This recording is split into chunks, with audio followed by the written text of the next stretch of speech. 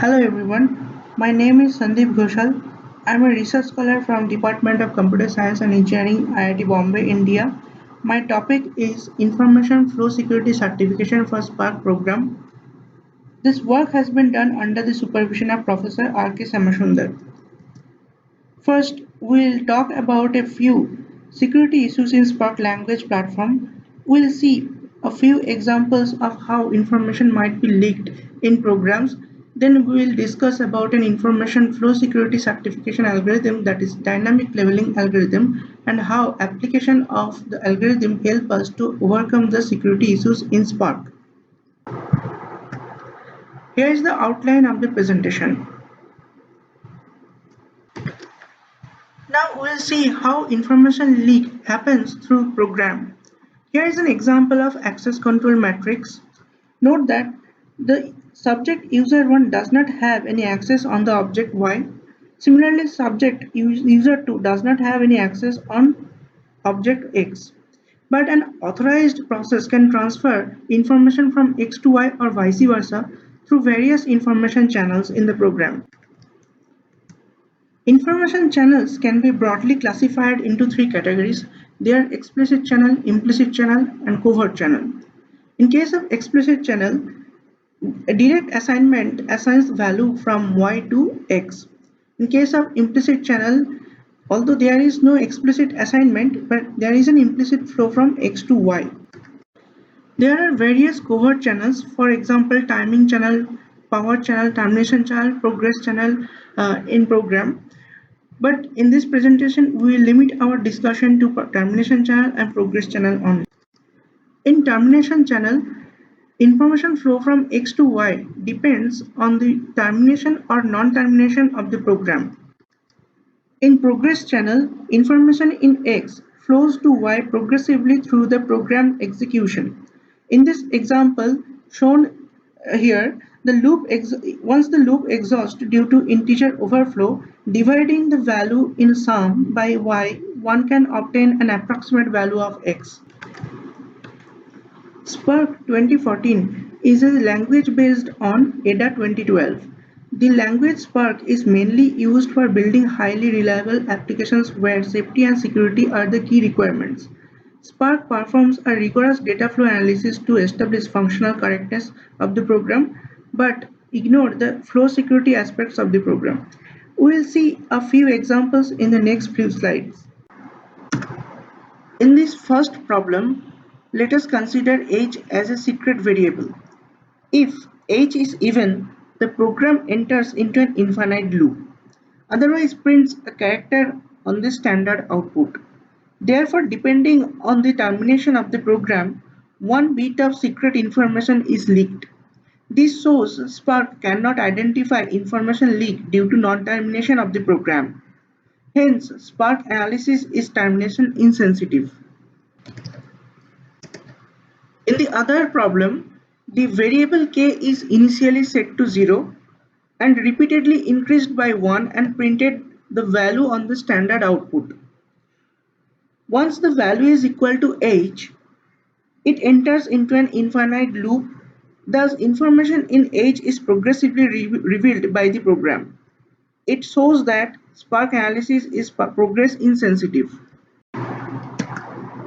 Often, unsanitized sensitive data, for example OS page files, code dump of a running process, may leak information in a security application. However, there are evidences that Ada suppresses any attempt for sanitizing sensitive data while performing optimization.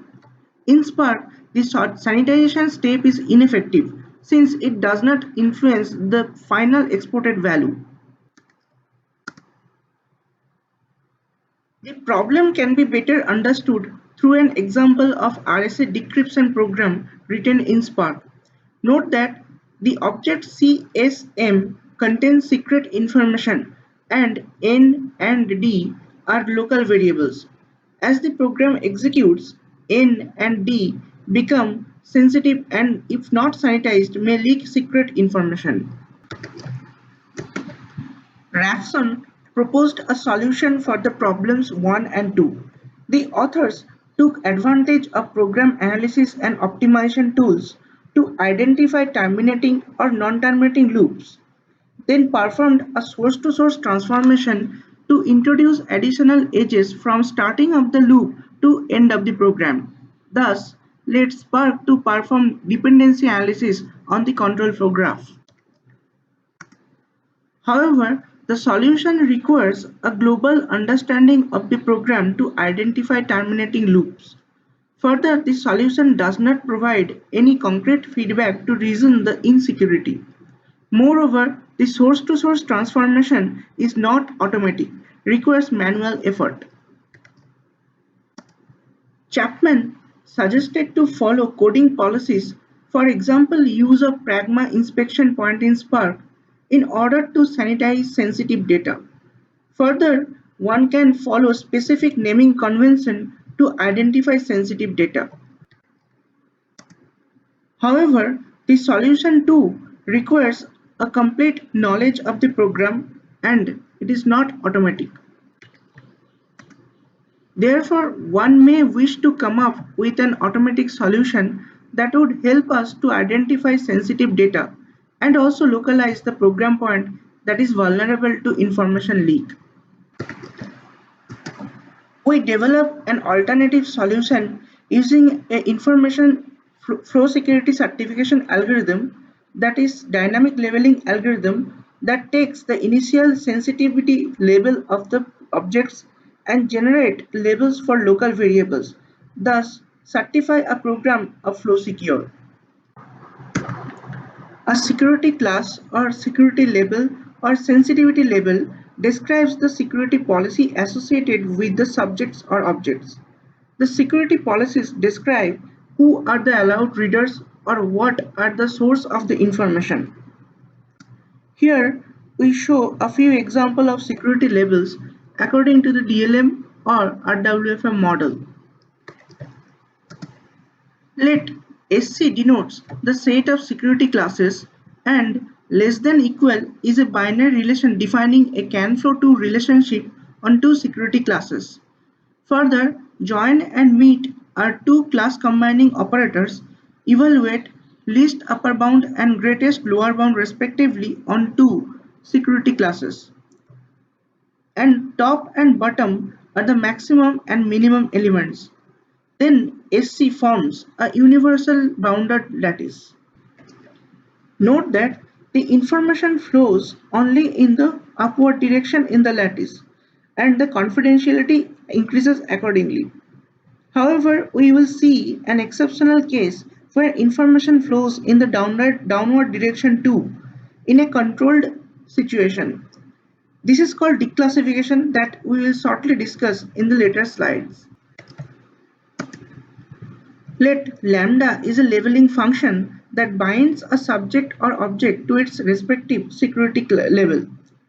Then a subject S can read an object O only if lambda of O can flow to lambda of S.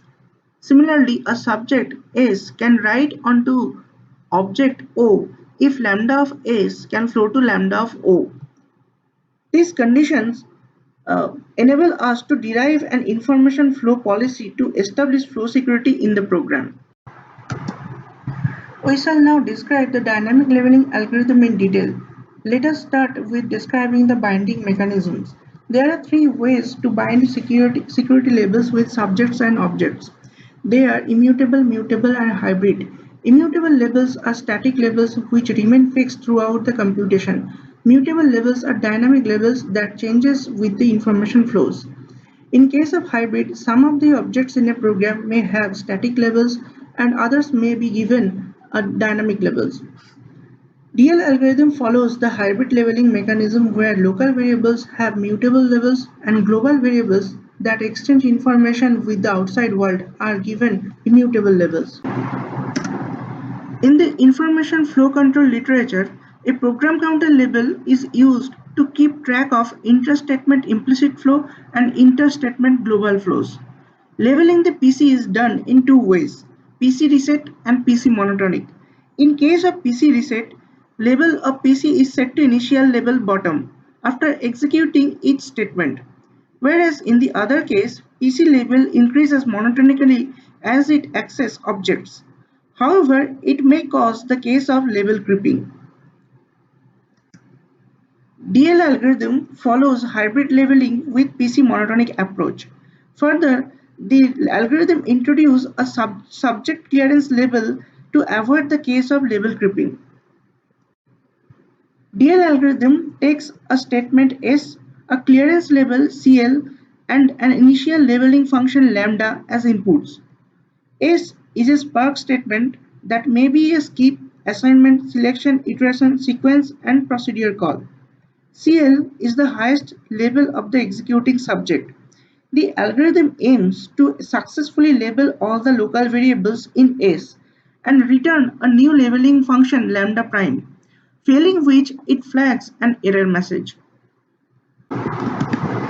Let us discuss the algorithm for an assignment where the target is a local variable with a mutable label. First, it checks if all the objects appearing on the right hand side can flow to the subject. Then the new label of PC is evaluated by joining with the labels of the right hand side variables as PC reads those variables. Finally, the label of the local variable is updated by joining with the PC label as PC writes onto that particular local variable.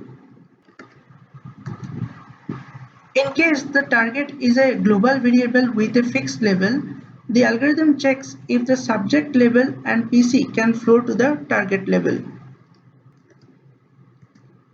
For a sequence of statements, the label obtained by evaluating first statement is used as input for the evaluation of second statement. For a conditional branch statement, the algorithm first checks if the variables appearing in the predicate can flow to the subject. Since PC reads the variable in predicate, its new label is evaluated by joining the labels of the variables. Then the labeling function is obtained for individual branch and joined once the control exits from the conditional branch.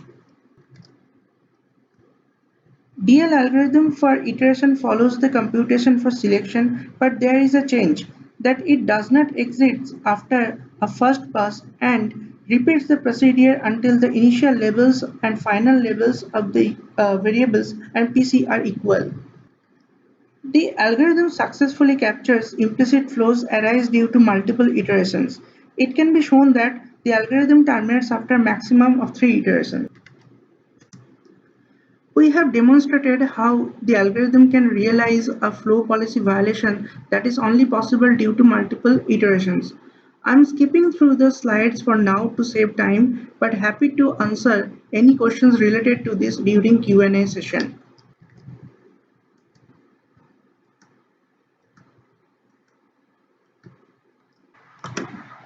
Let us revisit the programs we have seen in the motivation section and apply DL algorithm to overcome the issues. Consider the static labels of the global objects h is h underscore and standard output is bottom. The clearance label is h underscore and initial label of PC is bottom. In the first line, since PC reads h, its label is lifted to h underscore. Then at the last line, since the character is printed on the output, information eventually flows from PC to output, which violates the flow policy, therefore flags an error message. Similarly, in problem 2, at the third line, PC flows to the output, violates the flow policy, therefore flags an error message. The solution to problem 1 and problem 2 shows that the flow analysis performed by DL algorithm is termination sensitive and progress sensitive. Application of the algorithm to problem 3 obtains the label of the local variables n and d as h underscore. Therefore, any access by less sensitive process would violate the flow policy. Building a multi-level security application in Spark demands the notion of declassification. Let us understand the declassification construct through a password update example. Consider user A executes the password update program and user B supplies the inputs, guest password and new password to the program in order to change the existing password in password DB. A result is returned to user B informing the outcome of the request. Let the labels of the global variables password DB is A underscore join B underscore, case password is B underscore, and new password is B underscore. The initial label of the PC and local variable result is bottom. Let us observe the formation of the lattice as the program executes. Here we see the user B supplies the inputs to the program. Since PC reads the information in guest password and password DB, its label becomes A underscore join B underscore. PC reads the information in new password and writes into password DB. PC updates the result, hence result obtains the label A underscore join B underscore. Note that result has received a label higher than user B. Therefore, we need to declassify the label of the result in order to make it accessible to B. There are two ways to implement the declassification construct at the point of returning values, that are explicit declassification and implicit declassification. Explicit declassification may be performed by an explicit construct at function returning point, whereas implicit declassification is performed implicitly. We introduce an explicit declassification for Spark that follows the declassification rule of readers-writers flow model. Let us briefly understand the readers-writers flow model. An RWFM security label has three components: owner, readers, and writers. Owner specifies the owner of the policy. Reader says who are the allowed readers to read the information, and writer says who has influenced the data so far. The joining operation in RWFM is performed by taking intersection of reader set and union of writer set of two security labels. Further, a label A can flow to B only if readers of A is a superset of readers of B and writers of A is a subset of writers of B. In RWFM, the rule for declassification goes as follows. If a subject S requests to declassify a label S1R1W1 to S2R2W2, then the declassification is only possible if the owner of the label himself executes the declassification and the additional readers have influenced the data at an earlier stage of information flow. Now, applying DL algorithm with RWFM to our password update program would obtain a label for result higher than the user B, which requires declassification to make it accessible to user B. Next, we provide the DL algorithm for a Spark declassification statement. Note that we follow the RWFM rules for label computation. We perform a brief comparison with the Spark analysis and the approach provided by Raffenson. It can be observed that our approach subsumes the advantages of the others. Further, it provides additional features to improve usability. So far, we have built a secure platform for Python programs that follow the implementation plan shown here and tested against a wide range of security applications. We have proposed a solution based on a compile time leveling algorithm, that is dynamic leveling algorithm. The algorithm helps to overcome termination and progress insensitive analysis of Spark. The algorithm automatically identifies sensitive objects and any attempt to leak information through accessing unsanitized objects. Further, the algorithm provides enough feedback on the reasons for the misuse of information at the specific program point. In future, we will try to develop an axiomatic proof system in line with the work of Andrews and Ritman and based on the dynamic leveling algorithm. Here are the list of references we have used in this presentation. We encourage to read these two articles to know more about dynamic leveling algorithm, its properties and proofs.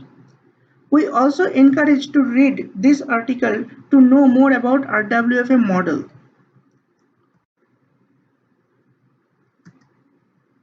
I'll be happy to answer your questions during question and answer session.